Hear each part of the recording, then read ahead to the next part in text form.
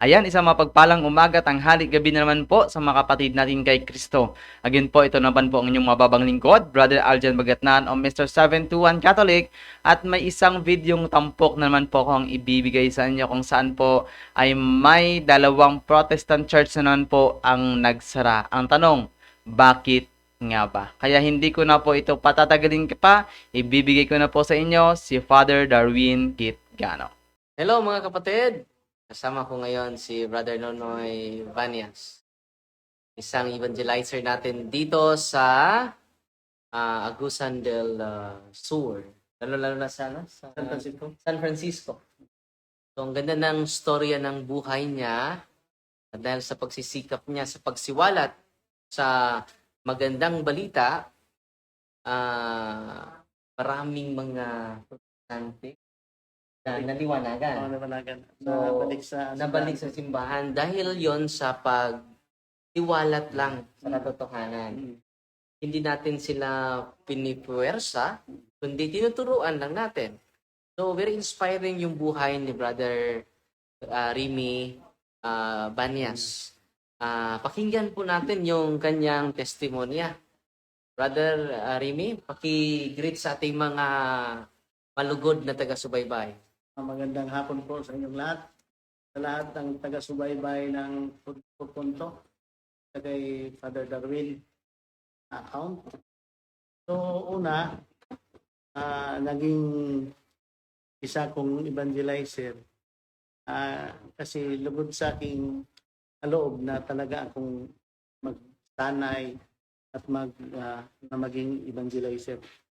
Pero mulat sa pulpaman, ito na talaga ang buhay na tatahakin ko kasi parang doon talaga ang mission ko sa ganon. Kasi na pumasa po ako ng pagkapari sa seminaryo sa St. Peter na high school. Sa high school. Oh, sa high school. Tapos meron nag-exam kami si rector namin si Father Nini. Siya yung nagpunta, nag-invite sa amin tapos nag-pick exam. Pero hindi ako nakatuloy doon. Sa high school. High school, sa seminary after my graduation of high school. Yung mga seminar mo dun sa kabundukan? Yung meron kami isang grupo noon na tinatawag na Catholic Faith Apostolic Movement of the Philippines.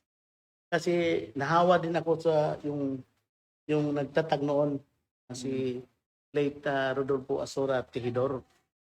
Siya yun ang nagtatag ng Catholic Faith Apostolic Movement. Yun doon ako nakapag-seminar. College ako noon. Tapos, Batang-bata ka ba? oo. Tapos, mahilig ako magpunta sa sa plaza, magdebate-debate. Wala pa rin ako nung masyadong alam. Kaya nang nagkatapos ako ng pag-seminar, merong isang year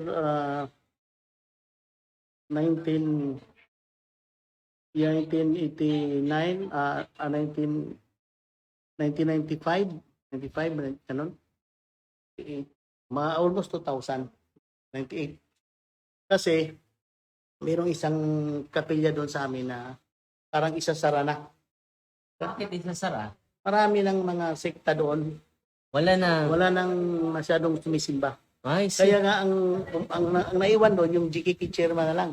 At saka yung kabag. At saka yung kabag, asawa niya, yung lektor, parang tatlo na lang sila. Tatlong pamilya na naiwan sa simbahan. Oo. Saan ba ito parte sa ano ba? Sa parte ng Barangay de Visayas. Malayo na. Malayo sa amin yan. Malayo doon sa amin sa lungsod. Saan ba yun? Sa Agusan din? Diyan sa San Francisco pa rin. San Francisco pa rin. Hindi pa ganun yung daan doon. 1980. Mahirap pa. Mahirap pa. Talagang mahirap talaga.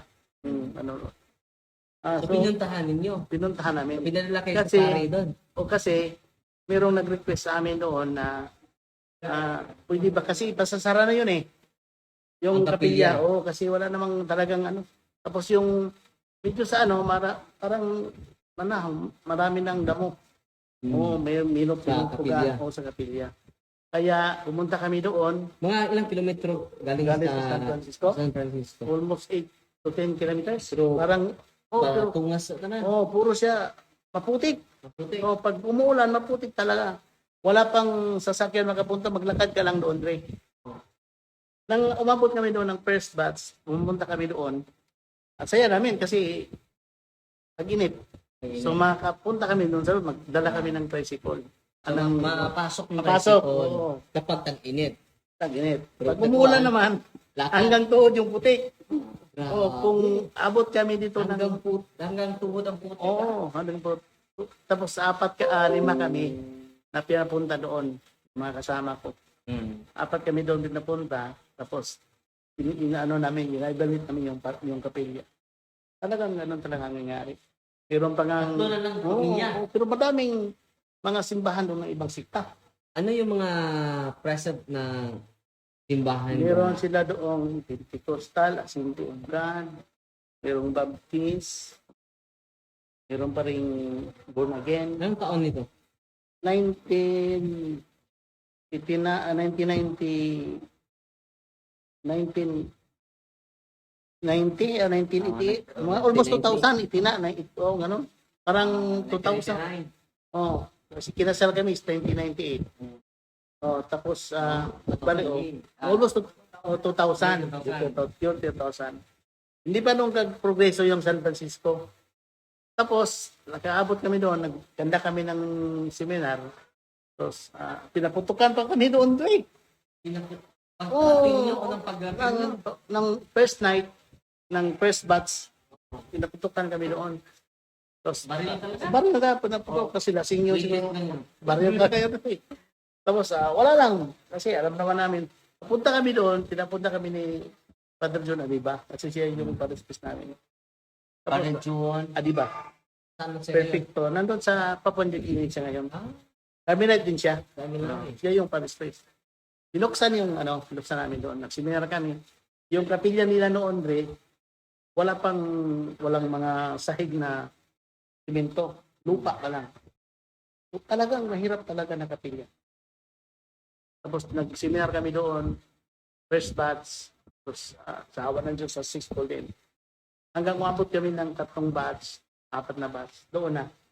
Parang na yung mga first batch. Wala pa. Ilang buwan yun? 3 kasi 4 days na lang yung live-in seminar. 3 araw lang. 3 araw. First batch. 3 araw. Kasi, So, ilan yung mga first batch namin, kaunti lang kami noon, mga 20 ata. Ang second batch, umabot ka ng 40. Ang third batch, nagsige 70. Hanggang pataas ng pataas. Tapos, parang na-aware na yung mga ibang sekta. Ito ang nakakatawa. Nang dumaan na kami, pauwi na kami. Tapos Sunday yun eh. Tapos ng graduation, hapon na kasi. Yung mag-start kami ng Friday ng gabi, tapos matapos kami ng Linggo ng umaga, at tapos ng kasaulugan. Kasi wala mang pare, so mayroong kasaulugan ng gapa. Tatapusin yan talaga sa kasaulugan.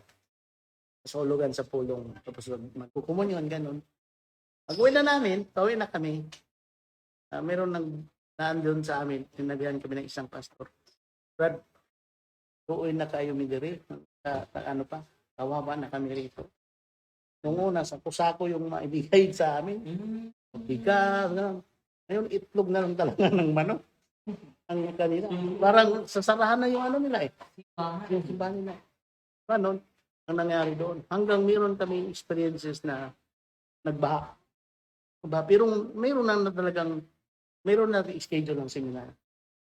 Doon ang akala namin na hindi ma-prosper yung nagdasal lang ako kasi ayaw talagang, hindi talaga, basta alam na ng mga tao dyan, pag magbaha yan ng Visayas, alam niya yan, malalim talaga.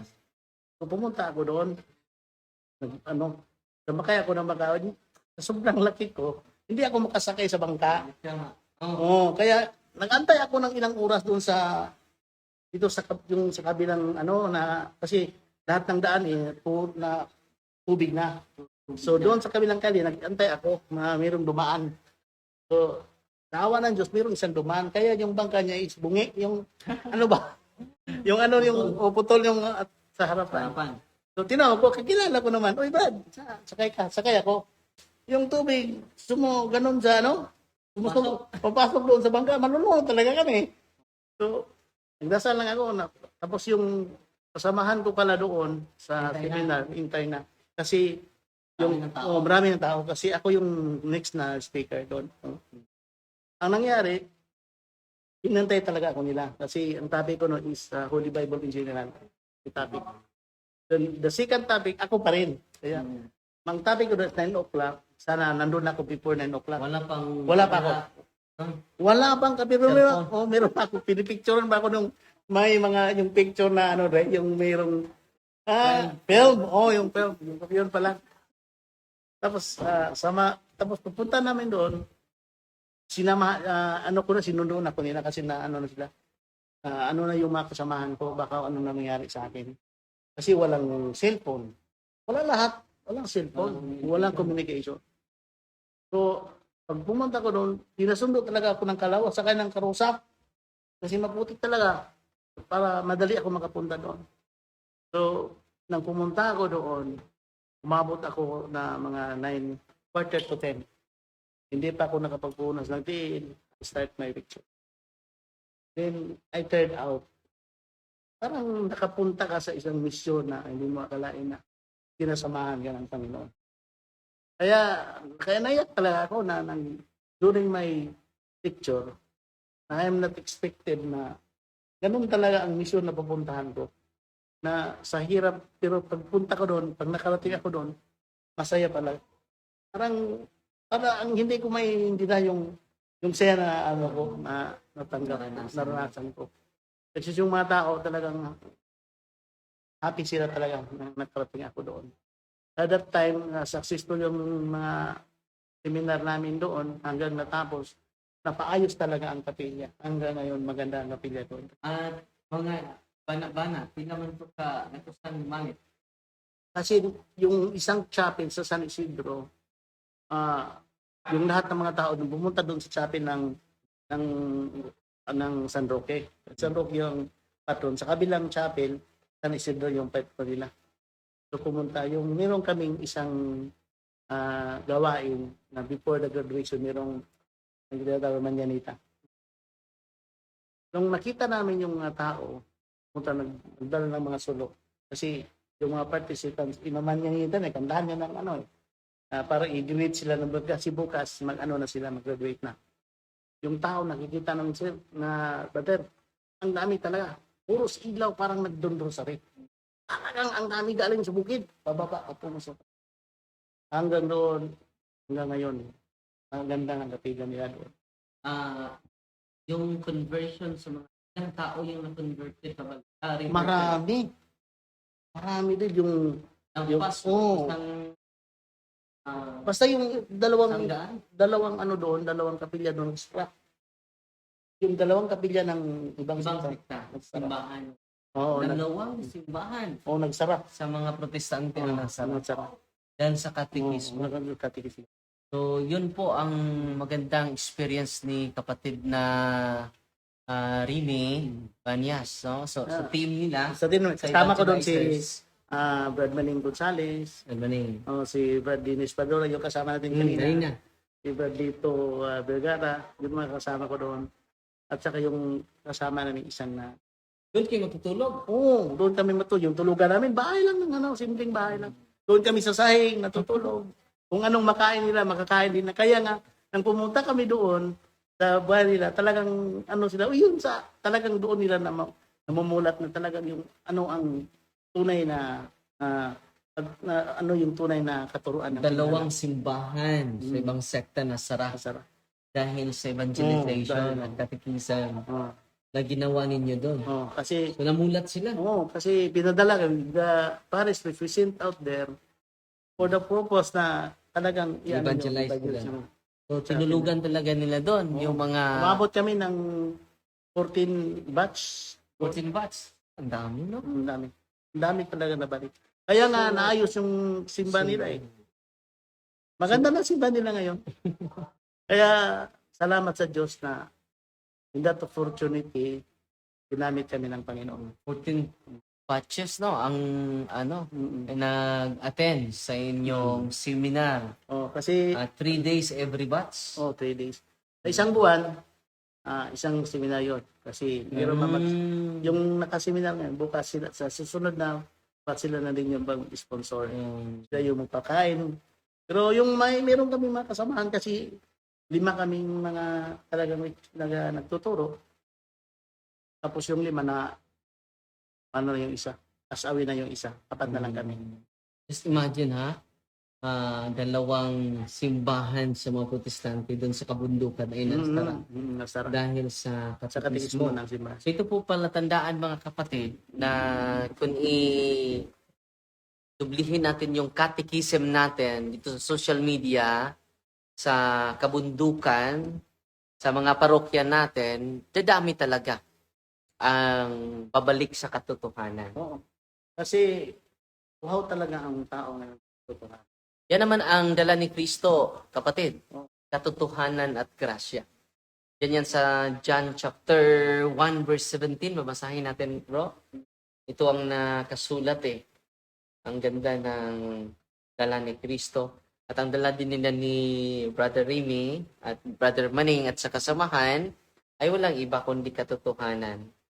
Sabi ni Apostol San Juan, for the law was given by Moses, and grace and truth came by Jesus Christ. So, ang dala nila doon sa kabundukan, katotohanan. At yung paglapit nila sa sakramento, doon ang grasya eh. Oo, ang grasya eh. Ah, Kasi yung tabernakulo noon, parang ano na, parang wala talaga. Yung magdalas, magkuha sila sa parokya ng consecrated house. Masisira na lang kasi wala na nagsasamba. Kasi kaunti lang. Nung dumami ng sumamba, naayos na yung bubong, naayos lahat, naayos. At saka yung So, nagtutulungan ang mga tao. Oo, natutulungan sila. Kasi namula talaga sila. Ito talaga ang totoo. Kaya yung GKK doon, naging matibay sila. Naging matibay. Patuloy ka, Brother Remy, Ah, sa mga kabutihan ng Diyos na nagawa sa pamagitan mo. At tayo po'y nakapunta din dito dahil sa kanyang initiative at na-inspire din ang ating mga butihin na pari sa San Francisco Agusan del Sur Sacred Heart of Jesus Parish. So, meron ka pang idadagdag? oo, Kapatid? salamat sa Diyos na yung mga prayers namin nadinig din niya. Yung mga na-impart niya na knowledge sa akin at sa mga kasamaan, hindi yun amin. Sa kanya yun ang galing. Kasi kung hindi niya kami ginamit at hindi rin kami nagpagamit, walang mangyari doon. Kaya kami nagpagamit at kami ginamit niya sa ayon sa kanyang kalooban, nakarating kami doon. At saka by the authority of our parish priest. Kaya hindi kami makapunta doon without the authority of the parish priest. Totoo. Nakapunta kami doon, nag-evangelize doon. So kaya hanggang ngayon, kung meron mang mga pamagawa ang simbahan, nandun pa rin kami. Hindi kami aatras, hindi kami never surrender talaga in spite of those things Trials. na mga trials na napuntahan namin. Difficulties. Sa mga kasamahan namin yung umanaw na salamat din sa kanila sa those times na kami nagkasama. Kasi there is many memories na naiwan doon sa mga ganun nang maglalakad ka sa daan, kasama mo. Putik. Putik. Sa tuhod, ha? Oo, sa ng tuhod talaga. Kasi yung kalabaw pag dumaan doon na hindi hindi basta-basta makalis. Kasi ang lalim talaga ko. Kalubong Those niya. years na nagpunta kami doon hanggang sa ngayon nga medyo maganda ng daan doon. So, maraming salamat, bro. Salamat din po, Dre. Salamat Very sa Diyos. inspiring, no? Yung kanyang testimonya. Salamat din sa Diyos na nakarating ka sa amin. Salamat sa lahat na kasi balik namin to ang kadungganan ng kaymayaan sa iya. Iyan ang tanan. Amen. Glory to the Father, no? To the Son, and to the Holy Spirit. No? Kaluwalhatian ay para sa Ama, sa Anak, at sa Espiritu Espiritu Santo. Santo. Amen. God bless, Amen. mga kapatid.